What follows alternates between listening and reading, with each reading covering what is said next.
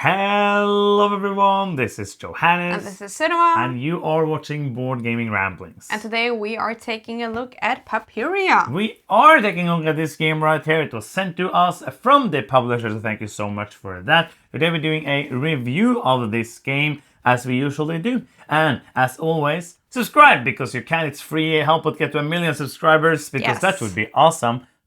Gonna happen so close. Very, very close.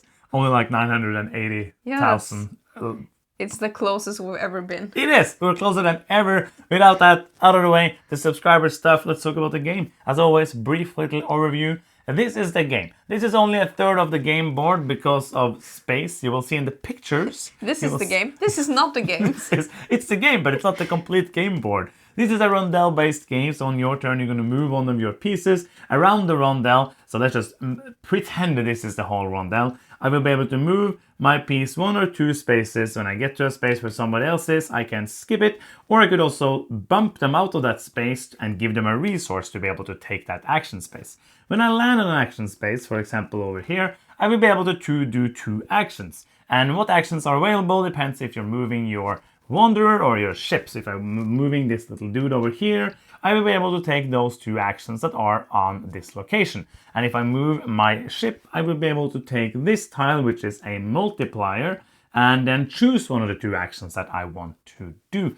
And that is basically what you're doing. There's a couple of spaces where you move past like the halfway spots where you can pay papyrus to either move on a knowledge track that we're going to talk about soon, or to do an extra scoring. This game is kind of like you're building your own scoring and you're doing some scorings. So let's say I, for example, would take this scoring right here that says 3 knowledge. I would move my tile up, or my token up 3 spaces on the knowledge track, and then I would score mountains. So right now I would have 3 mountains adjacent to each other. If I had a mine, I would start with a mine over here. Let's say I built another mine over there.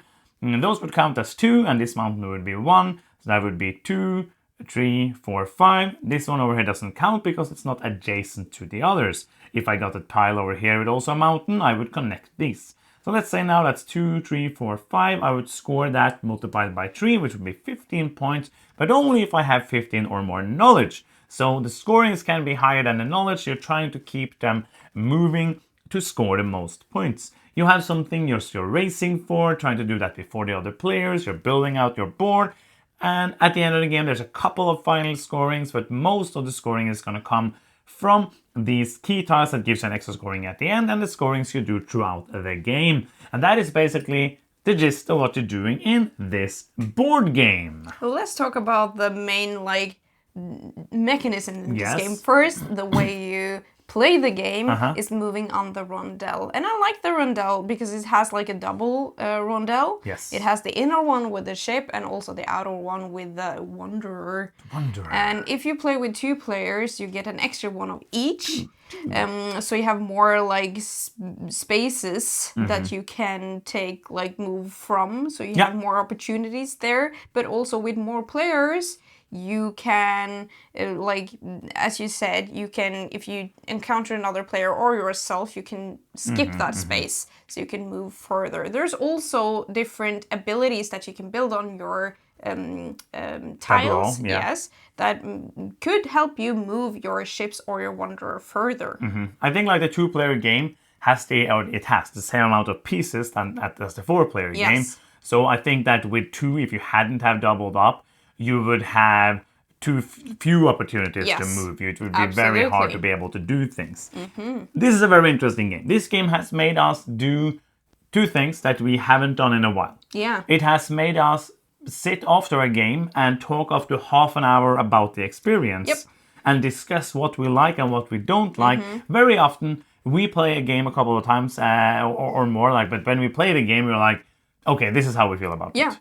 And sometimes we play it the 3rd or 4th or 5th time and we change that, but we very, very early on understand what kind of game this is. And this was a game. I read the rules and I was like, oh, this is this kind of game where you get to do these things and these things. And then we played it once and I still felt that. Then we played it again and I kind of changed a little bit. Then we played it the 3rd time and it changed very much. And then we spoke about it for a long, long time. Then we played it again because we felt like we just had to play it and play it and play it and play it. And we were in a position where we were like, oh, is this the only thing you can do? But then we played it again. I was like, oh, but you can also do this thing to be able to counter that thing. Yeah. So every time we played this game, it gave us like a new feeling of what we think. It's very hard because the designer has some intention Yes. on how he wants the game to be, how they want the experience to be, what kind of strategies are there, and all of that.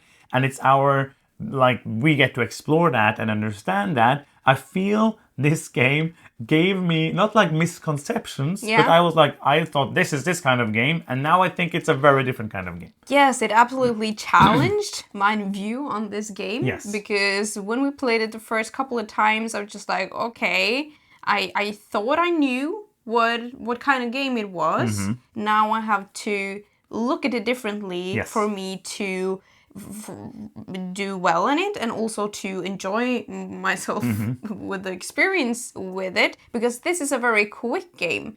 It is, when we played it with two players, it takes like 30 to 45 minutes. That was the quickest game. We played in 30 minutes. That was a very racy game. It's a very racy game. And also the longest has been with 4 players, which took us like 75 to 90 minutes. Which is still very quick. Yes, and it also, like, the playtime is fairly short, but also the game feels very quick, because this is an engine builder game. You're building up your scoring. In the beginning, you can take like a scoring that gives you 6 or 8 points or something, and you feel like, this is cool. And then you can get scorings up to 50 points if the game hasn't been ended long before that, though. So you're building up, and you don't want the game to end before you reach like the thing that you want to achieve, or maybe you want the game to end because you don't want the other players to reach what they're trying to achieve. Yeah, so let's talk a bit about what the evolution of our thinking of this game. Because when I saw this game, I saw all these multipliers, all of these, you're building up, you're trying to build up scorings. In the beginning, you maybe score a little bit here and there, and then you try to build up to get a lot of points. And it felt to me like it was going to be like a sandboxing game. Yeah. Not sandbox, it's a wrong word. It's not like you can do whatever you want, because the choice, like the decision space isn't that big. There's only like these amount of things, to go for. But they thought you were going to have some leeway. Yeah, but in this game, we had a game where we played, and I think this won't happen again if you play 4 players who played before. We played 2 players who hadn't played, you had played before, and I had played a couple of times before. 4-player game. The last place, I won't say who it was, but it wasn't me, got 164 points. Yeah. And the winner, which was me, got 595 points. And that is a big score difference. That was what got us talking a lot in the first place. Because how did this happen? How could this happen? And this game, from going to because that's when I had lost very badly the 2 first time I played, and then I went into it and something happened in the beginning. I was like, okay, but if I try to race for these things, maybe that is the thing to do, and it was, and that was the race for these, because these are 2 things happen when you get one of them. Let's say I get this. I have built 3 cities. I get this tile, so it does 2 things for me. It gives me a final scoring of cities, which means I can boost that very highly up and know, let's say I have 50 or 60 points at the end of the game. But it also gives me 2 extra multipliers to use the whole game. So what happened that game, and also the next time we played 2 players, is that I got 3 of these first. And then I basically had won the game. Okay, not 3 of these. No, 3 of but the... like 3 of the tiles. Because they get worse. So in a 2-player game, it's 2 multipliers and 0 multipliers. So you get the scoring, which could be good if you build that up, but you won't get the multipliers. So basically 2 multipliers like this is 2 free ship actions. Yeah, and also what you are doing to achieve those, like get those, is building up your scoring itself. Yes. So it's basically what you're good at, you will be better at. So you're trying to, like, it's not like a one-trick pony game, not at all. But you could do that strategy as well. Like there is different things to do. Yes, but you will not lay your eggs in all of the baskets in the game either. I think it's the thing about this game, and it's hard to, like, we have talked about this for hours and trying to concise it into this review. For a couple of games there, we thought that you had to, and I think you kind of do, because if you let one person race for all of this and you don't try to get any of them, I don't think you're going to win the game. But the thing, and you talked about this a lot, like you felt like the game then was forcing you down a road. Yeah. Like forcing you that you had to build up the river, for example, and try to race for that. Yeah. Because a couple of them, like the inventions, the river, and the sanctuaries, those are the ones that you just get while building. Yes. And we kind of disagree on this one. Is that for me, it doesn't take away from the game that the game is forcing me to do one of those three things, because that's how I win. Because that's what I'm trying to do. If I see somebody else trying to rush 3 scorings, I should probably try to stop them, because this is an interactive game. Yeah. This is not a game where you can do your own thing and hope that somebody else doesn't do better things. Yeah. You have to look at what they're doing and try to counter it. Also, what we felt after we played all these plays is that the crucial time is when you pivot. Yeah. For example, the sanctuaries, they only count if they are not adjacent. So if I had built this up there, I would go from having 2 to 1 and not to 3. For example, the last time we played, after I placed 2 extra tiles in the beginning, I was like, okay, you already have 3 sanctuaries. I could place this, which is pretty good for me, but then I get 1. Okay, I'm not going to do sanctuaries. Yeah. And if I had chosen that maybe 4 tiles later, I think that would be too late. Yeah. And it is interesting, because that is a thing in the game, in games in general, that I'm not very good at. I want to stick to my plan if I have one. That is true. You're not very good at you, and that is like you like these solo puzzles. Yes, and also as we talked about, I felt like I was forced kind of to do something in the game that like race for those 3 very like easiest milestones to go for, but I feel like I suffer more from that in a 2-player game, because 100%. then I have to do it. Yeah. There's no one else to do it. That is true. If I don't, you will get those, because they're like the easiest to get. So I think that it will be a trouble for me with a 2-player game. In a 4-player game, I can do a little more what I thought was fun, that I do a little of different stuff in the beginning and then kind of find my way, instead of being like, this is the road that I go on, boop. Yeah, but I think that my feeling with this game is that because it's so short, you have to and that's the reason also the pivot, the crucial timing of that is very important, is that you can't choose late game. Yeah. Like if you don't choose something that's gonna work, or you try to stop somebody from getting something, I don't think you're gonna win. Like I think that like the decisions you take in the beginning are very crucial. So I think like going for building up something is very important. Like for me, the game feels like this. I build up, and maybe I do some scorings here and there, or when I move past the halfway, I try to have Papyrus so I can do the scoring. Yeah. I also try to have Papyrus so I can move extra on the knowledge, because that will help me score more points. That is important. And it's more important than, like, if you're playing with cutthroat players, you could also, like, play this pretty cutthroat with somebody taking a scoring just because somebody else will get a lot of points for it. Yes, but there is luck involved in this game, because I have done that. Yes. And being like, okay, I will snag this scoring before you. Another scoring flips and it's even better for you. Yeah. And I was just like, no. And that scoring didn't even give me a lot of points. Yes. So I don't think it's the way to go. No. But I think it might be, sometimes it can be, what I was trying to say actually is like you will get the knowledge, but the knowledge isn't that high. So you will get more knowledge from other sources in the game. And what I was trying to say, I'm trying to build up to get 1 or 2 of these. Yeah. Or 4 if I'm playing very well. And then try to build up, so I will try to get points from many different things. And after that, my goal has been to up my knowledge. Yeah. Because the final scoring, I know I have that one. That's like the only scoring I know. Like there's all the other scoring somebody can take from me. This one nobody can take from me. Yeah, it's very interesting because you have this aspect in a lot of other games too. For example, I'm just gonna take a random example. Princess of Florence. Okay. When you in the beginning you get the choice of taking the bonuses that you get in points or money. In the beginning you will choose money because that's early game. You need that money to build something else up, and you want to find the right point in time to start taking points because it's the end game now. And I think that is very hard to comprehend for me in this game. Yes. When does the end game start? When should I stop building up and start like capitalizing on what I have built up? And also, this is a game where when you get the ball rolling, if one player gets it rolling pretty fast, it could be difficult to catch up. Could be. Yeah, because it very much depends. Not impossible. No, it depends on how you play and also the setup of the game, because all of these are different each time, which I really like. That's so cool. That it feels I very like differently. that. So this you take out, and so next time the actions could look like this instead. So now you have to go there to get the mines.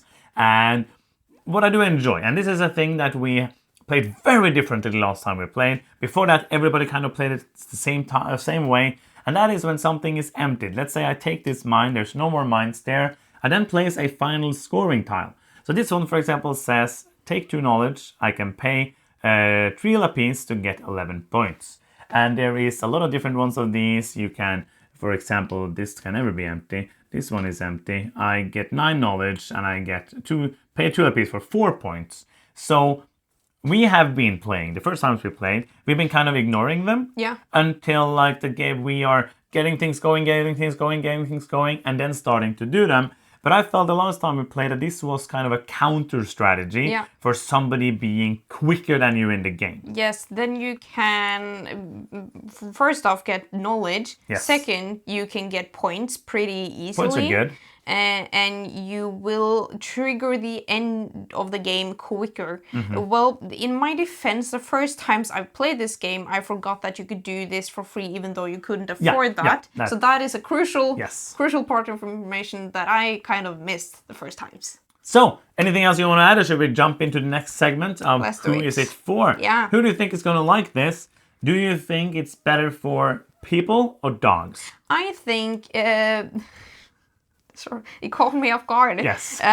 People. Yes, I agree. Yeah. So that's who's gonna like it? People. People. No, who do you have like any thinking of who's gonna like this? Well, I think I'm just talking my personal preference. I would prefer this with 3 or 4 players. 100%. So if you are playing a lot of 2-player games, and kind of see the same issues with the games that kind of I tapped into, it depends on you really bothered with that or not.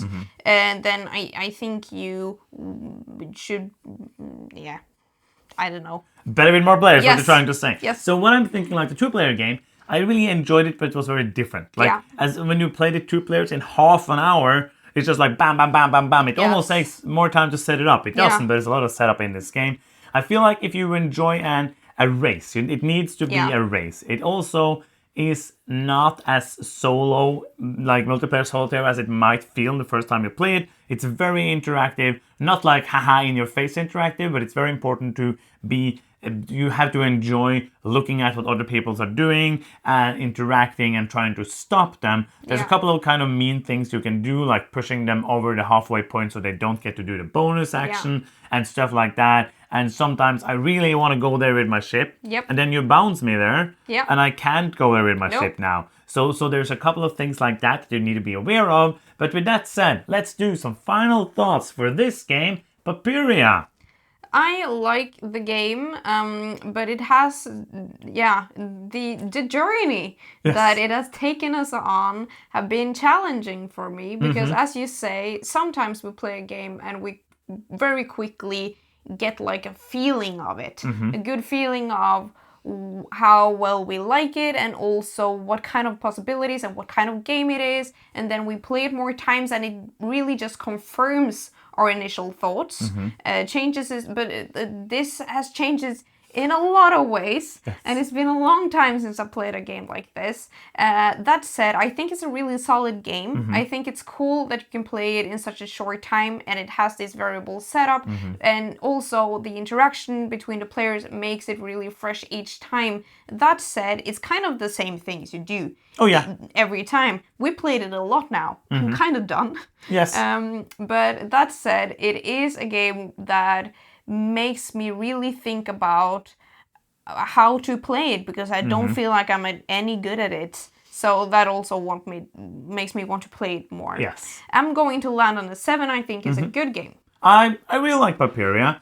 I also I like it more than you. In many ways, I think that many of the interactions here are very interesting. This is one, like as you said, like we are not used to playing games over and over and over and over. But I could, let's say I had fewer games and we didn't have a YouTube channel, I would be very happy to play this like 5-10 more times to see like, okay, what more is there here? And as you said, you're doing the same kind of thing. But the board setup and especially the interaction is what is going to make the game feel different each time. Because it's not like you're going into this game and being like, this time I'm not going to build any rivers. And then all the tiles available have rivers on them and you're going to be like, nope, not going to build that. You will lose. It's strategical, but more tactical. Yeah. In that you will have to look at the available tiles, you have to look at the starting setup, you have to look at what the other players are doing, always ready to pivot in that very like crucial timing and doing these things and learning that. I've had a great time with this. I really think it's a good game. I think it's a great game. I'm going to give it an 8. Cool. So that's going to be the end of this video review that you watched. I don't know why I said video review. It's not like, oh, it's a video as well. I only listen to the audio. That is the end. We hope you enjoyed it and we hope you subscribe. What more you can do. I'm sorry for saying this in all the videos. It's just what we have to do. You can click the bell and choose all notifications to get the videos every time we place a new video. Yeah, and also join our Discord. You can do it. We believe in you. That's the end. Thank you so much for watching. I'm Johannes. I'm Senua. And you've been watching Board Gaming Ramblings, and bye-bye.